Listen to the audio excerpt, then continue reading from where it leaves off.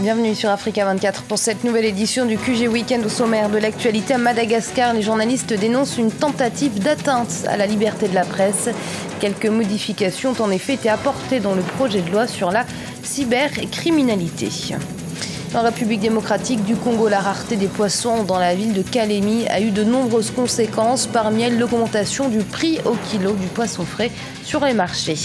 Et puis portrait en fin d'édition d'Albaka et Kunta, un artiste malien aux multiples casquettes. Et les journalistes malgaches manifestent donc leur mécontentement au lendemain de la réintroduction de peines privatives de liberté dans le prochain code de la communication. Depuis plus de 15 ans, les médias demandent la modernisation de ce code qui date de 1991. En étude au Parlement actuellement, le texte suscite de vives inquiétudes. Deo Gracias Kodo. Les journalistes dénoncent une nouvelle tentative d'atteinte à la liberté de la presse à Madagascar. Ils craignent des abus de la part des autorités qui ont apporté quelques modifications dans le projet de loi sur la cybercriminalité. Un texte qui prévoit une peine de 2 à 5 ans d'emprisonnement vis-à-vis de toute personne qui sera jugée coupable de diffamation des agents et fonctionnaires de l'État sur Internet. Des modifications jugées liberticides et répressives par les professionnels des médias qui demandent à ce que les délits de presse ne soient plus passibles d'emprisonnement. Nous ne faisons pas ce combat uniquement pour les journalistes, car n'importe quel utilisateur de réseaux sociaux, tout le monde peut tomber sous le coup de cet article 20. Dans sa version initiale, le nouveau projet de loi supprimait les peines d'emprisonnement. Mais récemment, les sénateurs ont décidé de les réintroduire. Des amendes sont également prévues. Ces dernières vont jusqu'à 100 millions d'ariari, soit plus de 30 000 $ pour les éventuels coupables de délits de presse. Le texte vivement contesté suscite des revendications. Plusieurs organisations syndicales et d'autres acteurs de la société civile malgache insistent sur le maintien de l'abrogation de l'article 20 de cette loi sur la cybercriminalité. Ils estiment que si le texte obtient l'aval des députés, ce sont tous les citoyens qui seront dès lors menacés. Le problème simplement, c'est que cet article empêche les journalistes de dénoncer en quelque sorte ces malversations, de la liberté de la presse donc est remise en question. Donc il est prévu des sanctions donc assez lourdes. Les journalistes donc se dressent contre cette loi. En 2014, la loi sur la cybercriminalité avait causé l'emprisonnement de 2 journalistes à Madagascar. Ces derniers avaient été jugés coupables de diffamation des membres du gouvernement. Le nouveau texte se présente comme une nouvelle épée de Damoclès pour les citoyens malgaches. De nombreux acteurs promettent maintenir la pression sur le gouvernement. Et le gouvernement béninois ne va plus subventionner la filière coton. Cette décision émane du Conseil des ministres du 15 juin, une mesure qui va permettre au Trésor public d'économiser pas moins de 21 milliards de francs CFA. Les détails avec ce sujet d'Ibrahima Dioumaba. Au Bénin, le gouvernement vient de prendre la décision d'arrêter de subventionner la filière du coton. Cette mesure a été prise lors du Conseil des ministres du 15 juin 2016. Cela fait suite à la volonté des autorités de mieux rentabiliser le secteur du coton, mais aussi d'optimiser les recettes de l'État. Avec la reprise en main de la filière par les acteurs privés et grâce aux efforts qu'ils ont accepté de faire pour redresser rapidement la filière, la bonne nouvelle est qu'il n'y aura aucune subvention de l'État, ni aux engrais, ni à l'achat de coton-graines contre une subvention de 23 milliards au cours de la campagne 2014-2015. La non-subvention du coton va permettre à l'État béninois d'économiser jusqu'à 21 milliards de francs CFA. Les autorités ont fixé le prix d'achat net du coton. Ainsi, pour le coton graine, le prix au producteur est de 260 francs CFA le kilogramme. Les premiers et deuxièmes choix de coton graine, 210 francs CFA le kilogramme. Le prix net pour le coton biologique est de 312 francs CFA le kilogramme. Il faut dire que c'est une décision déjà qui est contraire à la volonté du continent, à la volonté donc de la sous-région d'accompagner le secteur agricole.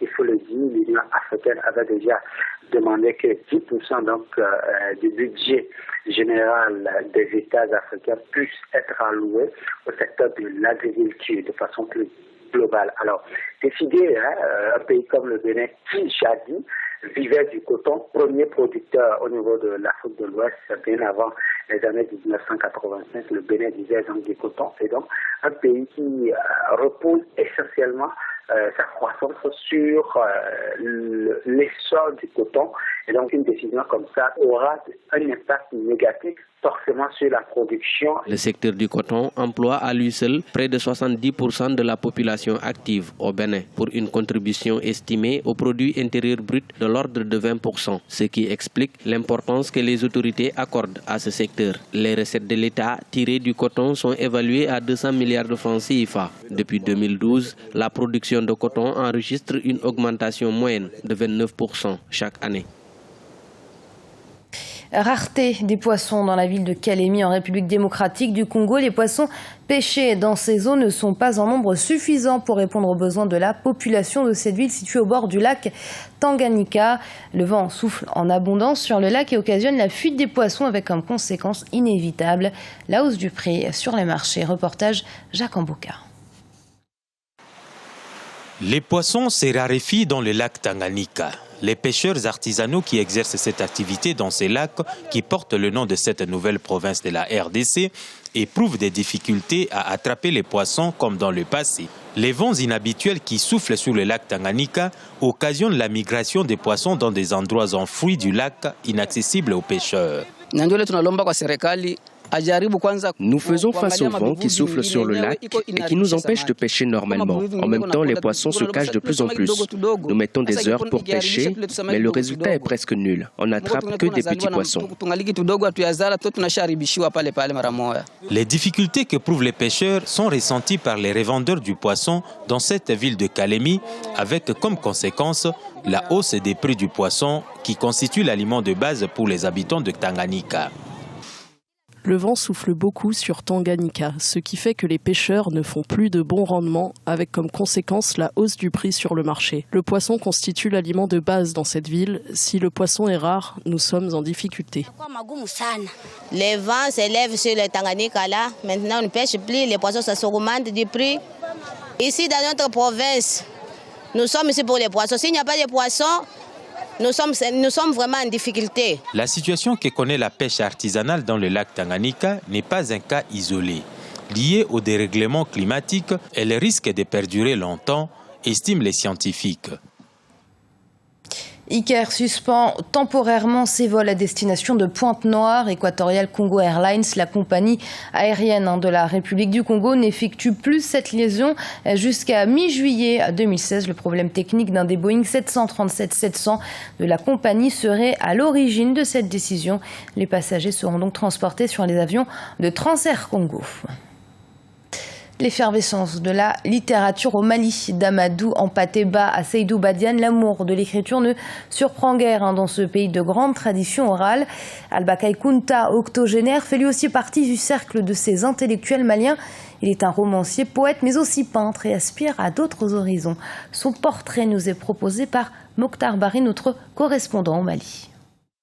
Le Mali, pays à forte tradition orale, regorge d'énormes potentialités littéraires. Des écrivains de renom aux musiciens talentueux, le Mali est un véritable nid d'artistes.